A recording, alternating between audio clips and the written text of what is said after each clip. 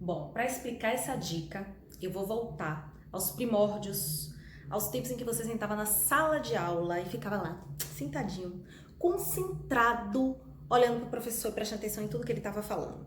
Só que não, né? Bom, pode ser que você tenha sido o CDF que nunca conversava em sala de aula, né? Eu conversava pra caramba, adoro conversar, mas eu prestava atenção também. Mas enfim, veja se você se identifica pra ver se você fixa melhor essa dica, tá? Será que existiu algum momento em que você estava na sala de aula, conversando com seu colega do lado, e de repente o seu professor começou a explicar a aula te olhando, e você... Peraí, rapidinho. E você se constrange, né? Assim, é um pouco de constrangimento que você sente na hora que você pega a pessoa te olhando, vendo que você estava fazendo coisa errada, conversando e não prestando atenção na aula. Com base nisso, vou explicar para vocês essa dica, que é você ter contato visual com a sua plateia. Como é que você faz isso? Você pode escolher aquela pessoa que está mais desconcentrada, sim, e fixar o olhar para ela, como se você estivesse explicando algo particular para ela. Ela vai se sentir importante, ou ela pode se sentir constrangida no começo. A intenção não é constranger ninguém, mas para trazer a pessoa, envolver a pessoa na plateia, como se ela tivesse ido para Nárnia e você dá aquela olhada e ela volta e olha para você. Então é assim, você vai explicando, você vê que aquela pessoa ali tá no celular, tá conversando, tá dispersa, você aí, olha para aquela pessoa e começa a explicar só para aquela pessoa.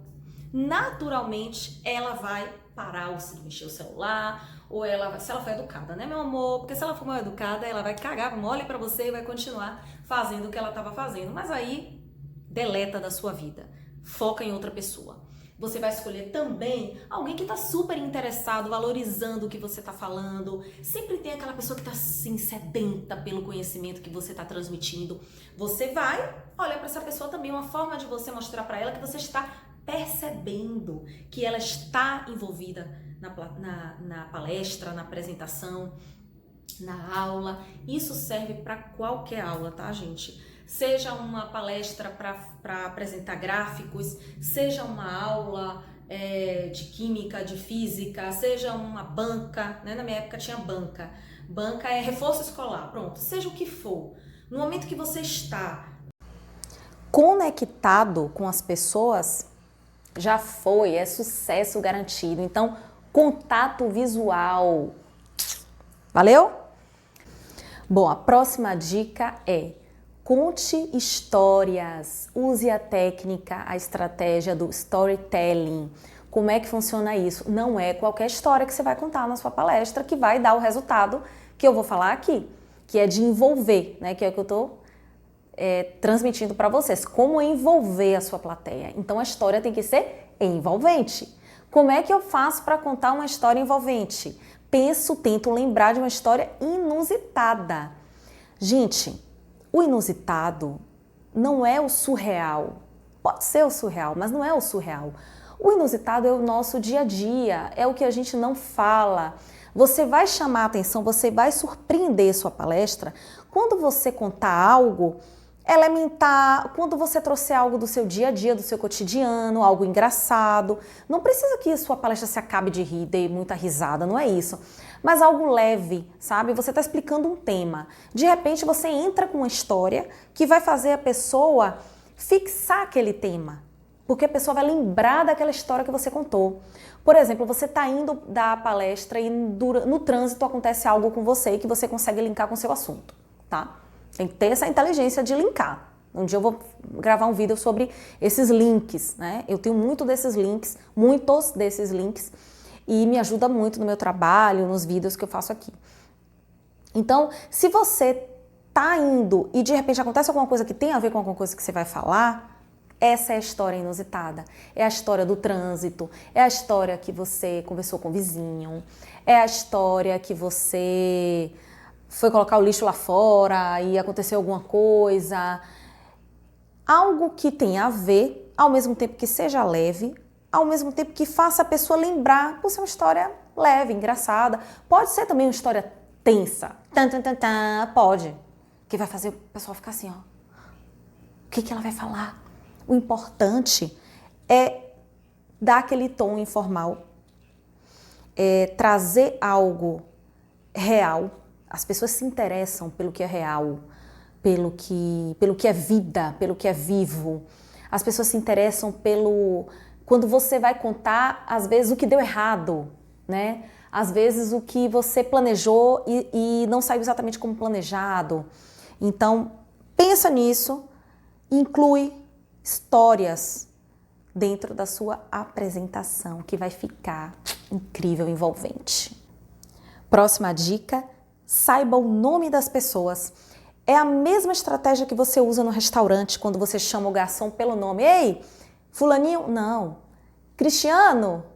Ele vai se sentir importante, ele vai se sentir existente no mundo, na vida, naquele restaurante, e ele vai te atender melhor. Faça esse teste também. Então vamos lá.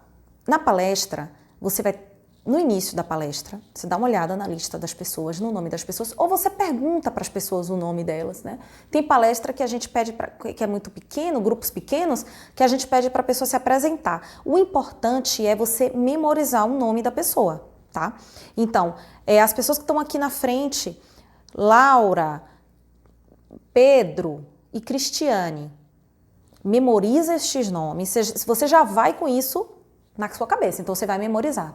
E durante a palestra, nos exemplos que você for dar, você dá o exemplo com essas pessoas, com o nome dessas pessoas. Também a técnica que eu falei do contato visual e essa fazem também as pessoas prestar mais atenção no que você está falando, se envolver, criar aquele mastermind. Mastermind é um termo do livro do livro A Escada para o Triunfo, que são 17 leis. E uma das leis, uma das mais importantes, é o mastermind, é criar aquela conexão entre as mentes, o poder da mente, né? Que é quando você une aquele objetivo, né? Duas mentes ou mais, né? A partir de duas mentes unidas para o mesmo objetivo. Então é isso, o contato visual que eu falei anteriormente, e agora essa dica que é de você saber o nome das pessoas e durante a palestra você dá exemplos usando estas pessoas dentro do exemplo. Por exemplo, Laura vai para academia, tô aqui no quadro negro, Laura vai para academia, numa aula de matemática. Quantas séries ela fez do exercício tal? Ou, isso estou falando na aula de matemática, pode ser numa palestra. Pedro estava dirigindo, estava de carona com um colega e de repente aconteceu tal coisa e, enfim, você vai contar, dar esse exemplo, colocando o nome da pessoa. A pessoa vai ficar assim, ó, oi, morrendo de medo. Porque o que acontece? A pessoa fica com medo de você chamar ela, perguntar alguma coisa para ela. Então ela fica mais atenta, né? Ela fica mais prestando atenção no que você está falando. Então, nomes. Pega os nomes das pessoas ali, ou durante a palestra, se você percebe que alguém se destaca mais, que está interessado mais, já pergunta logo como é que é o seu nome. Você pode fazer também, sabe o quê? Você trabalha com o quê? Pergunte coisas para essa pessoa. Pergunte coisas. Ela vai ficar linkada a você durante a sua apresentação. Próxima dica, ensaiar. Simples, parece simples, né, gente? Mas eu vou te dizer exatamente como é que vai funcionar esse ensaio. Você vai ensaiar a Vera.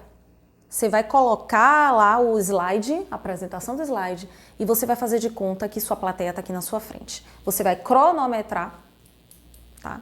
Se você puder, filme. Olha a subdica dentro da dica, sempre rola. Se você puder, filme.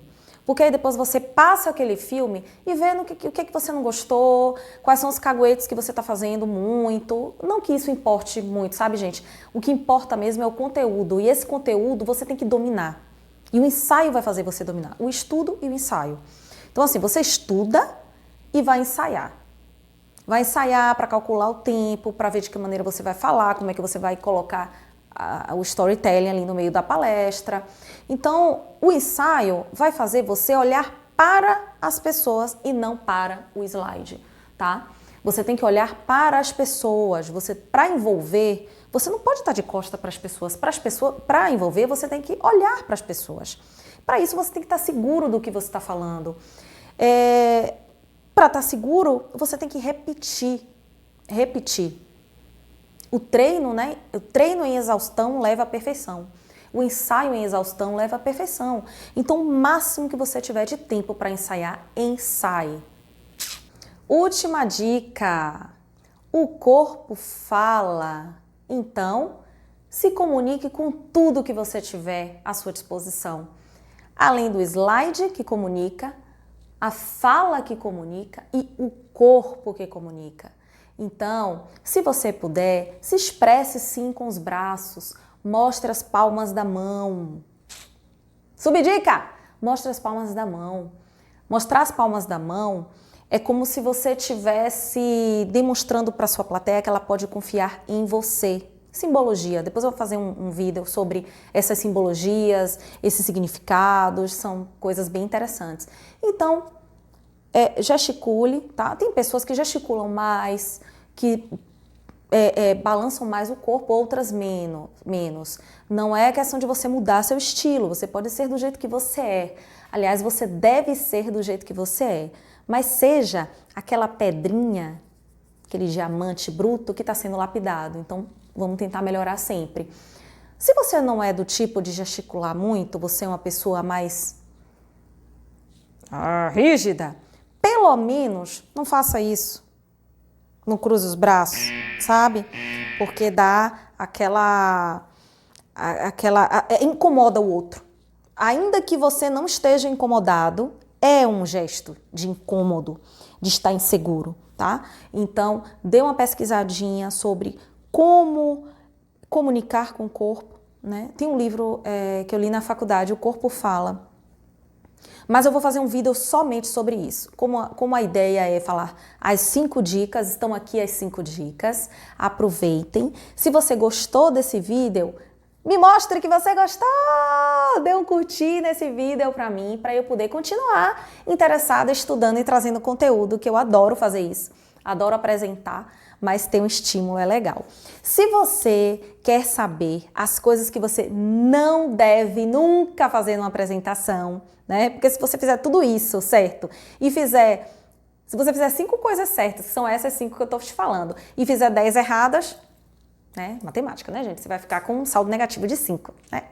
Então, se você gostou, curta. Se você acha que esse vídeo pode ser importante para ajudar alguém que está numa apresentação iminente, às vezes um TCC, às vezes uma própria apresentação de colégio, de faculdade, de trabalho, se você quiser ajudar essa pessoa, compartilhe esse vídeo.